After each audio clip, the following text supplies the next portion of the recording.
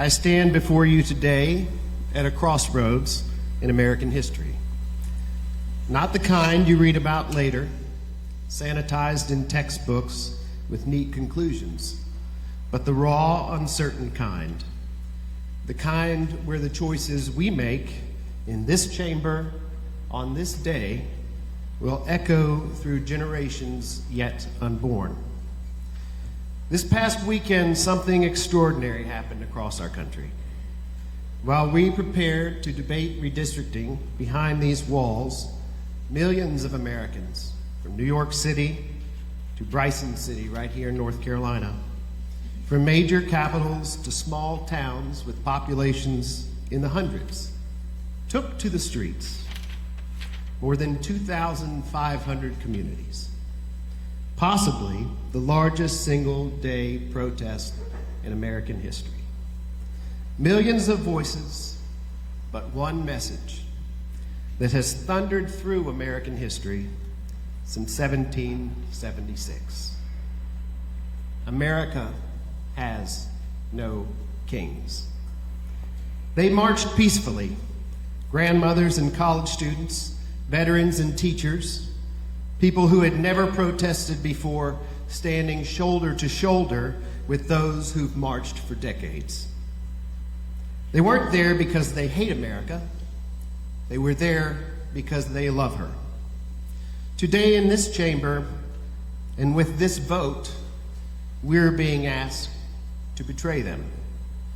Let me tell you where we stand in the eyes of history.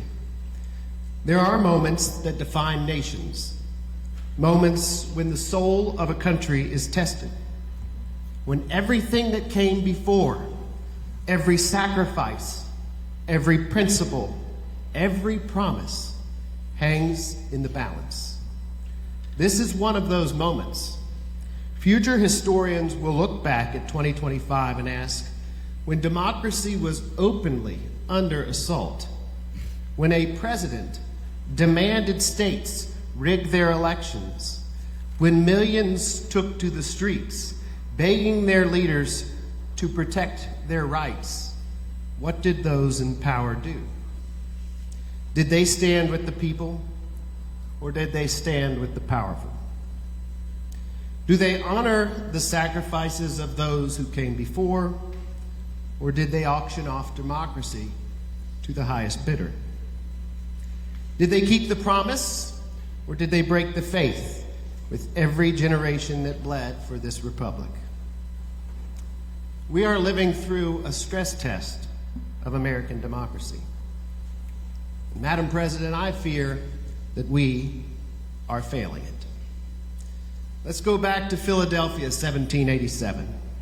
Our founders, imperfect men, yet visionaries, didn't write, "We the people," in order to form a perfect union. They couldn't. They knew they hadn't created perfection. They had just fought a war to escape a king. And here they were, some of them still holding human beings in bondage. They knew the contradiction, and they felt its weight. So they made a promise, not a guarantee. Not a completed work, a promise to form a more perfect union. More perfect than yesterday, more perfect than the generation before, more democratic than the one we inherited. That promise, that sacred covenant, is the thread that binds every generation of Americans to the next. That generational promise is what makes America, America. It's not our geography. It's not our wealth. It's the solemn vow that each generation makes to the next. We will leave you in America closer to its ideals than the one we inherited. My parents made that promise to me. Their parents made it to them. And I made that promise to my children, that I would fight to give them a country where their voices matter, where their votes count, where democracy isn't just a word we teach in civics class, but a living, breathing reality they experience every day. And that promise has been paid for in blood. Think about Nathan Hale, just 21 years old, standing on the gallows with a noose around his neck. His last words echoing across history. And I quote, "I only regret that I have one life to lose for my country." He died so that America could be born without a king. Think about the thousands who froze and starved at Valley Forge, men who wrapped their bleeding feet in rags, who ate bark from trees, who watched their friends die of disease and exposure. They could have gone home. They could have surrendered, but they stayed and they suffered. Many of them died because they believed in the promise.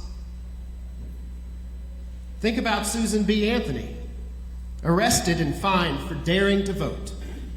Think about the suffragists who died before seeing the 19th Amendment passed, who kept fighting for a victory they would never see. The promise wasn't about them. It was about the next generation. Think about Congressman John Lewis, good trouble John Lewis, beaten nearly to death on the Edmund Pettus Bridge.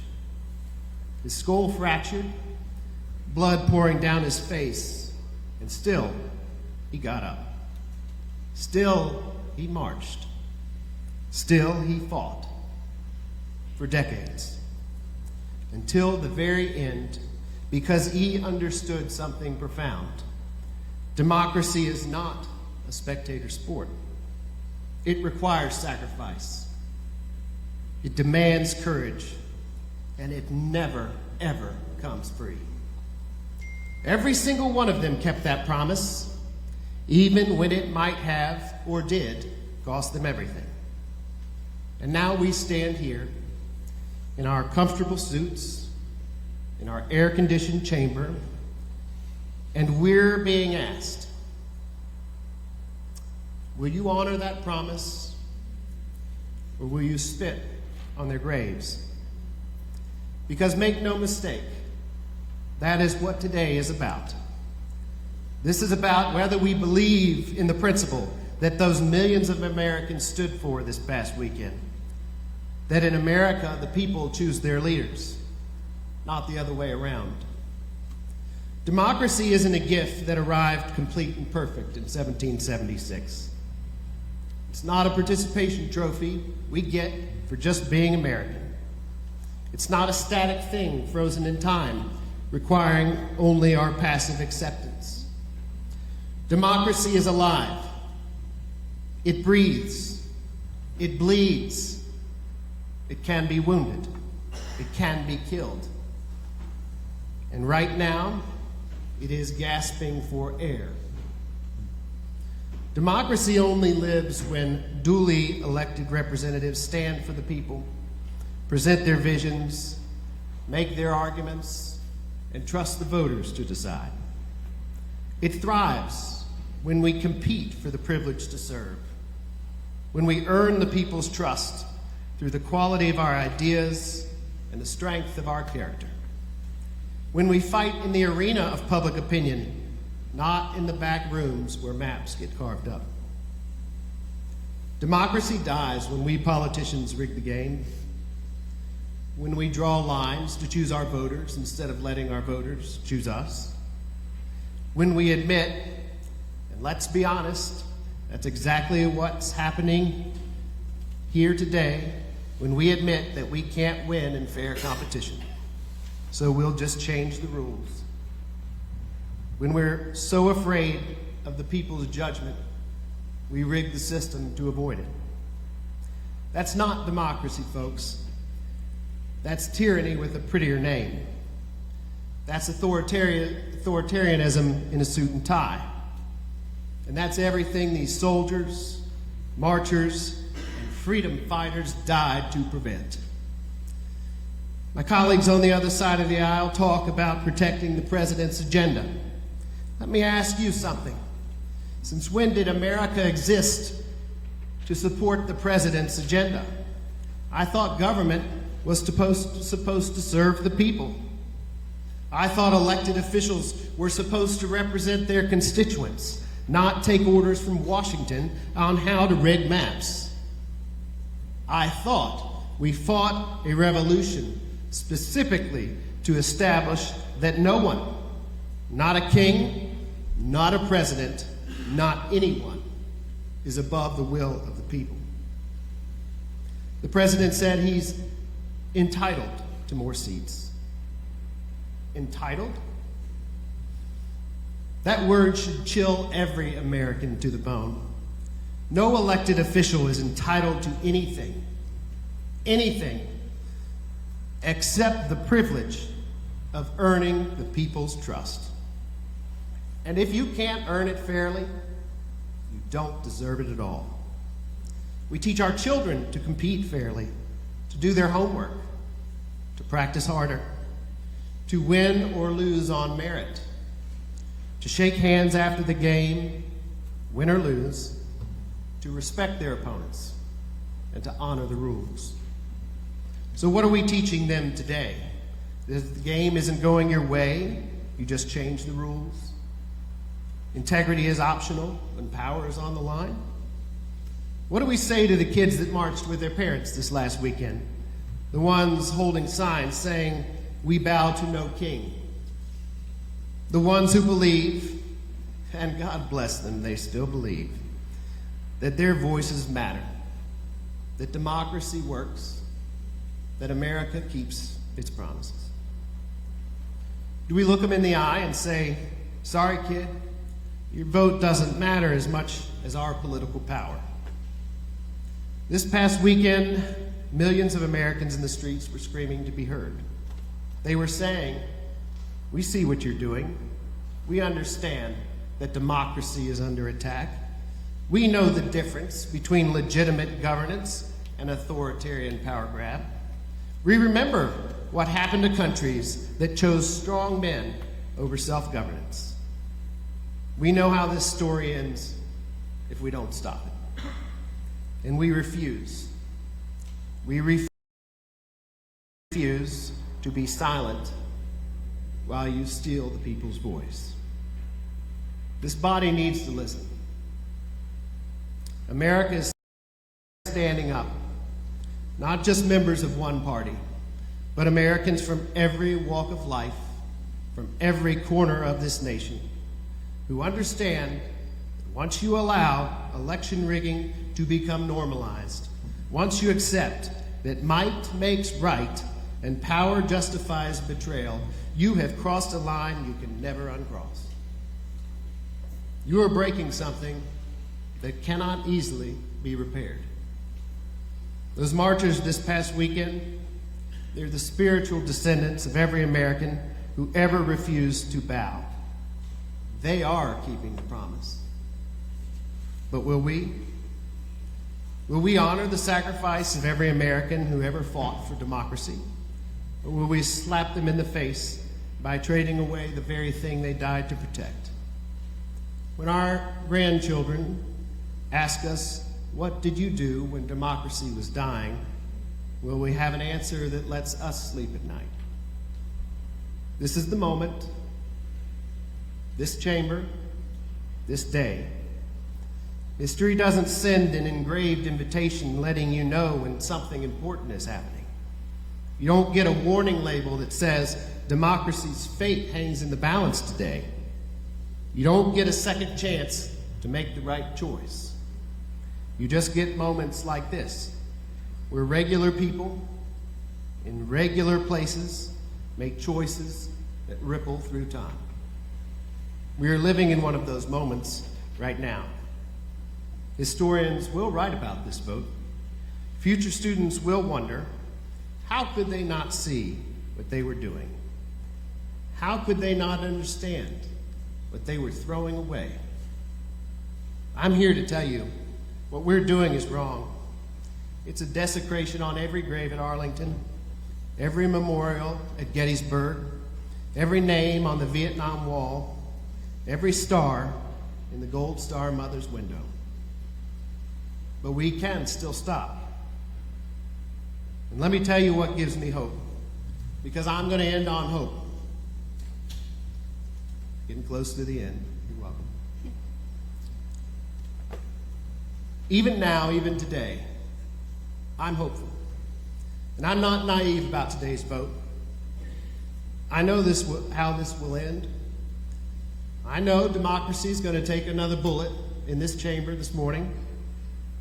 The voice of the people will be silenced once again by a pen stroke of politicians who fear them. But here's what keeps me going.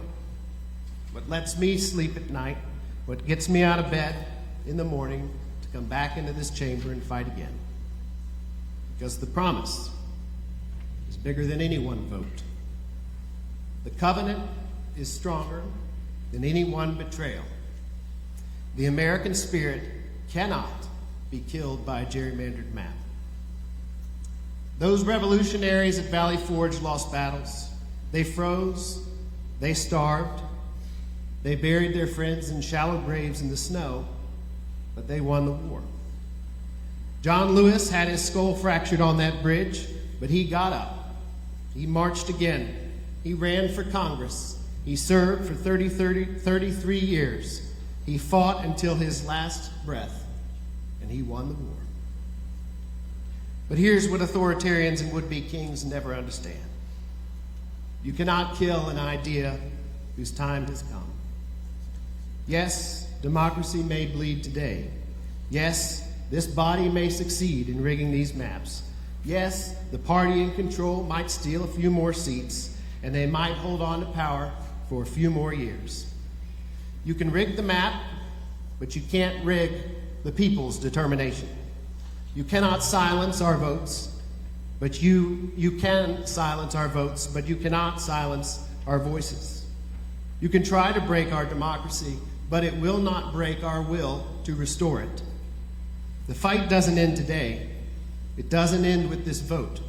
It doesn't end until we restore the promise, until we repair what's been broken, until we leave our children in America worthy of the sacrifices that built it. So I will keep fighting, because the promise is worth keeping. The covenant is worth honoring. Democracy is worth defending. And America, this magnificent, flawed, frustrating, beautiful experiment in self-governance, America is worth fighting for. Even today, especially today, as democracy takes another bullet, I will keep that promise.